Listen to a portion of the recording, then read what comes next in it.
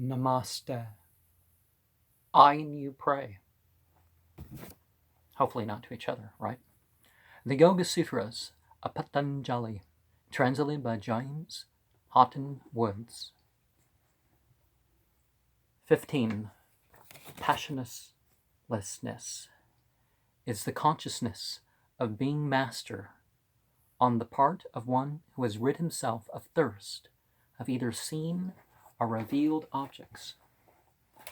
The mind stuff, chitta, if it be rid of thirst for objects that are seen, such as women, our food, our drink, our power, if it be rid of thirst for objects revealed in the Vedas, such as the attainment of heaven, or of the discarnate state, or of resolution into primary matter, if even when in contact with objects, either supernormal or not, it be by virtue of elevation, prasamkhyana, aware of the inadequacies of objects, then the mind stuff will have a conscious of being master, a consciousness which is essentially the absence of immediate experience, a boga, and has nothing to be rejected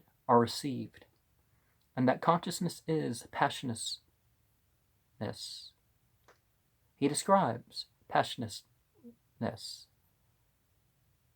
15. Passionlessness is the consciousness of being master on the part of one who has rid himself of thirst for either seen or revealed objects. He describes this riddance from thirst for seen objects, whether animate or inanimate, in the words beginning with women. Power is sovereignty. Revelation is Veda. Revealed is that which is known from this revelation. Heaven, for instance. Thirstlessness. Well, we know the sky without having it revealed to us, but you know what I mean. The afterlife. Thirstlessness, even for these things, is specified in the words beginning, heaven. Discarnate means without carnate body. The discarnate state is the state of those who are resolved into their organs, but there are others deeming themselves to be nothing but primary matter. Persons who worship primary matter, who are resolved into primary matter, which of course has its task still unfulfilled insofar as primary matter is for them an object of desire. The state of these is resolution into primary matter. A man rids himself of a thirst which is directed to the attainment of this. Now one who is rid of thirst for a revealed object is said to be rid of a thirst which is directed to the attainment of heaven, or the like. It might be objected, if passionlessness is riddance from thirst and nothing more, why then this riddance from thirst exists, even if you don't get to your objects? And for that reason, that riddance from thirst would also be passionlessness. The reply to this is in the words, supernormal or not. Passionlessness is not merely riddance from thirst, but it is the consciousness of being master on the part of the mind stuff, and is essentially the absence of immediate experience of objects, whether supernal or not, even when in contact with them. The same consciousness he makes more clear by saying has nothing to be rejected.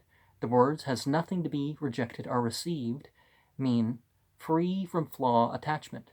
This idea, a state of indifference, is the consciousness of being master. But whence comes this idea? In reply, he says, by virtue of elevation. Objects are encompassed by the three kinds of pain. That is their inadequateness. By meditation upon that results a direct perception of it, and that is elevation. By virtue of that, the consciousness of endeavor. Yatamanna samjñā. 2. The consciousness of discrimination. 3. The consciousness of a single sense. 4. The consciousness of being master. I said 1, the consciousness of endeavor. Yeah. These are the 4 consciousnesses according to those who know the tradition. Such things as desires are, of course, taints found in the mind stuff. By these, the senses, indriya, are turned, each towards its particular object, so in order that the senses may not turn towards this or that particular object, there is a beginning, an effort made to bring these taints to maturity, and thus to cast them off. This is the consciousness of endeavor. When the beginning is made, some taints have matured, and others are maturing, are about to mature.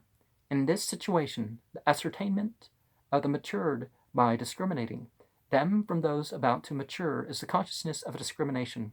Inasmuch as the senses are now incapable of turning towards objects, the matured taints persist in the central organ as a faint desire.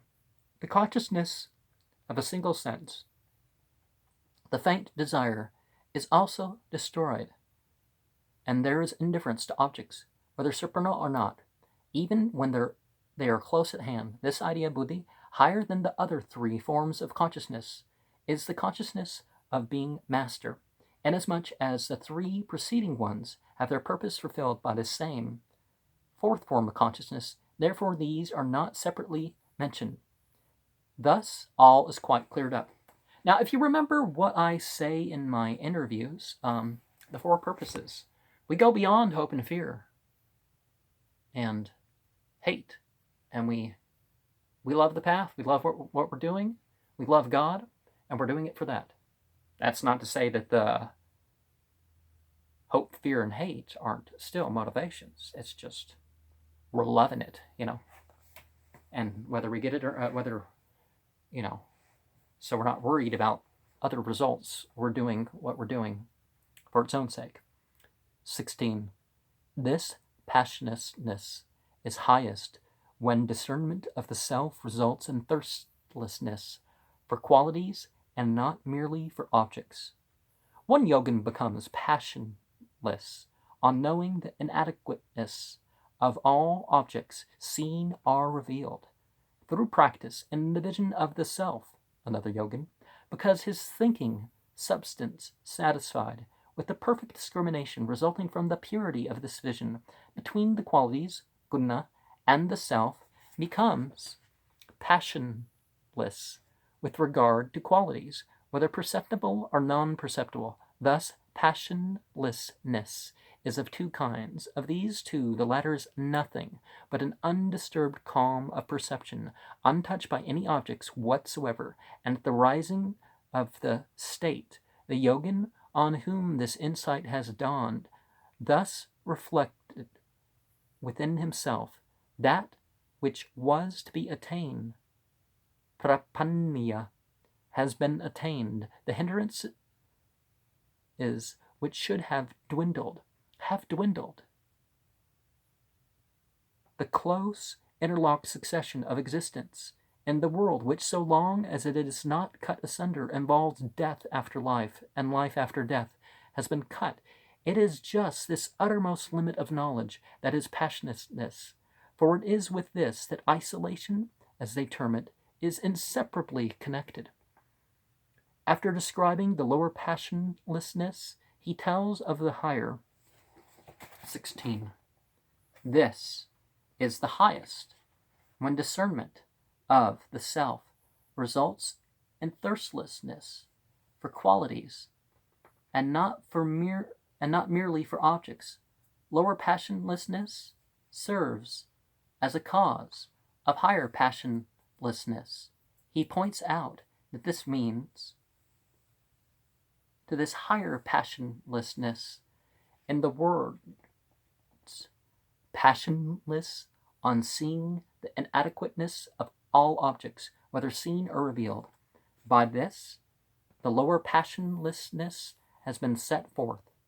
Practice in the vision of the self is the practice in that vision of the self who has become accessible through verbal communication and inference and the instruction of teachers. This practice is a constantly reiterated performance. Through this, purity of the vision is focused upon the sattva insofar as rajas and tamas have been rejected. Resulting from this is that perfect discrimination between the qualities and the self, to the effect that the self is pure and exists from time without beginning, whereas the qualities in respect of which it is not contaminated are the opposite of this, by which discrimination the thinking substance of the yogin is satiated. Apyayita. It is to such a yogin that the reference is made. Now these same words, ananda, describes the concentration called the rain cloud of noble things. Book 4, 29.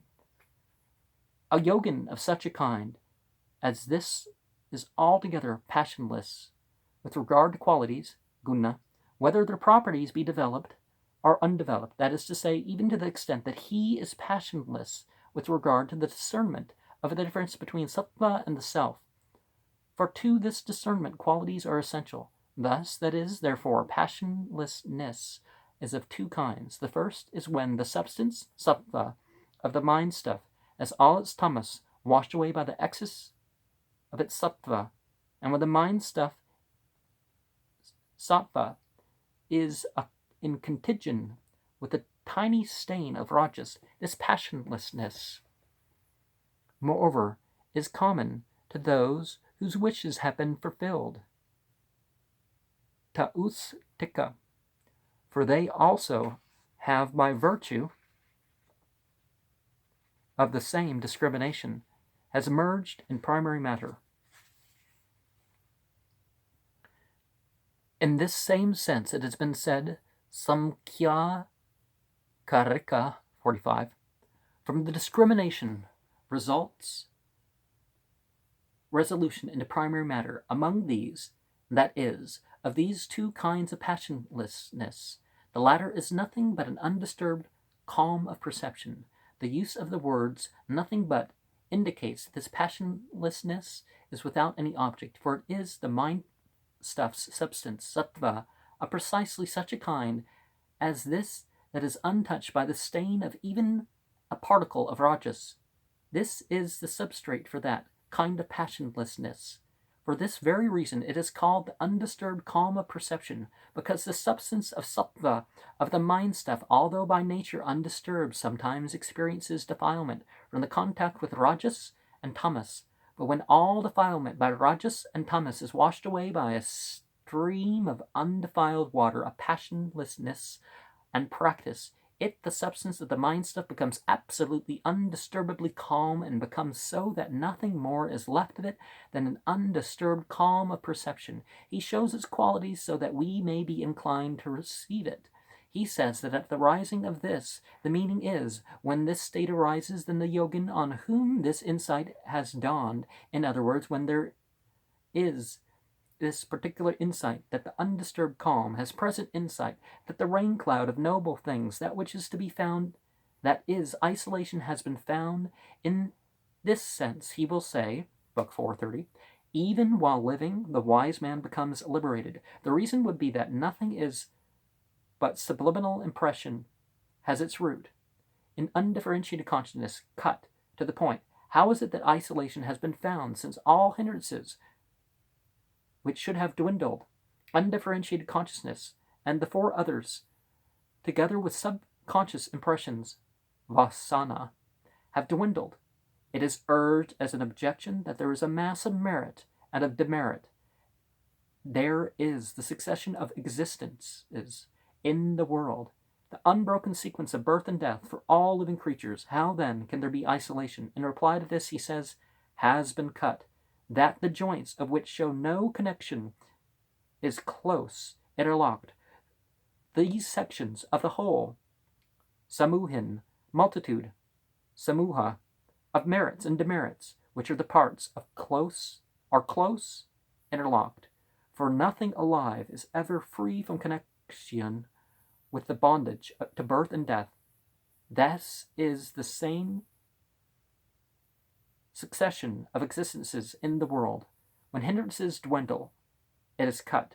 To the same effort he will say, Book 2, 12, the latent deposit of karma has its root in hindrance. Yes. And 2.13, so long as the root exists, there will be fruition from it. Some might ask, Without the full maturity of the elevation, prasamkhyana is the restriction of the rain cloud of noble things.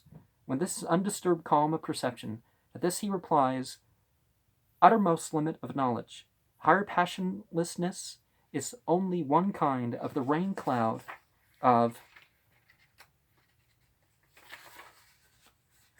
noble things, nothing but that. To the same effect he will say, verse 29 of Book 4, for one who takes no interest in even elevation, there always follows, as a result of discriminating discernment, the concentration called the rain cloud of noble things. And Book 4:31, then because of the endlessness of perception, from which all defilements and coverings have passed away, the noble amounts to little. For the reason isolation is inseparably connected with it and is an essential characteristic, avinabhavan of it. And so I'm going to close there for a second, but remember, don't look at ascent or liberation, elevation, enlightenment as things, oh, that's too much. No, as long as you're on the path, namaste. I pray for you.